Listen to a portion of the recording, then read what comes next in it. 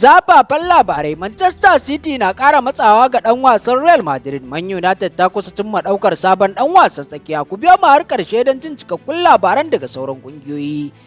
Tattaunawa tana ci gaba da tafiya yadda ya kamata, inda aka samu ci gaba mai yawa a tattaunawar da ake yi a kwana-kwanan nan. United na ci gaba da fafutukar ganin an cimma yarjejeniyar, kuma ɗan wasan ya riga da ya baiwa ƙungiyar haske kan matakin. Ƙungiyar ta Manchester United na gab da kammala sayan Ederson daga Atalanta Bergamo. Rahotanni daga Spain sun yi ikirarin cewa Madrid za ta iya la'akari da sayar da ɗan wasan gabanta idan ya ki sanya hannu kan sabuwar kwangila kafin lokacin bazara. Ana kyautata zaton ba a warware tattaunawar da ake yi tsakanin Vinicius Junior da club ɗin ba, inda har yanzu manyan matsaloli da dama ke haifar da abubuwa marasa daɗi a bayan fage. Manchester City na ci gaba da sa ido sosai kan halin da Vinicius Junior ke ciki a Real Madrid, yayin da ake ci gaba da samun rashin tabbas kan makomarsa. Ganin yadda kocin rikon kwarya na Manchester United Michael Carrick ya jagoranci kungiyar zuwa gasar zakarun nahiyar Turai a kakar wasa mai zuwa, masu hannun jari a kungiyar ta Premier Ineos yanzu suna ƙara himma wajen neman manyan 'yan wasan da za su saya.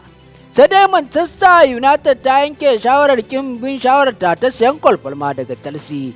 A cewar wani rahoto, masu sanya hannun jari a kungiyar ta Red Devils sun fi mayar da hankali kan dan wasan Real Madrid Aurelien Tchouameni.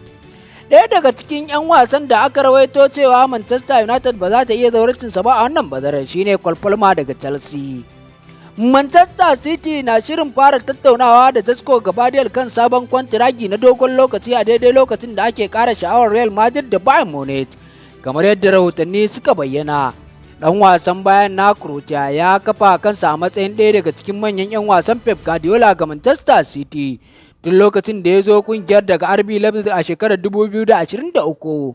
An fahimci cewa yanzu Manchester City na sha'awar tabbatar da makomar Josko Gabadiel kan kwantiragin sa da yake a yanzu, wanda zai kare a shekarar 2028. Ku bayyana mana ra'ayoyinku a comment section.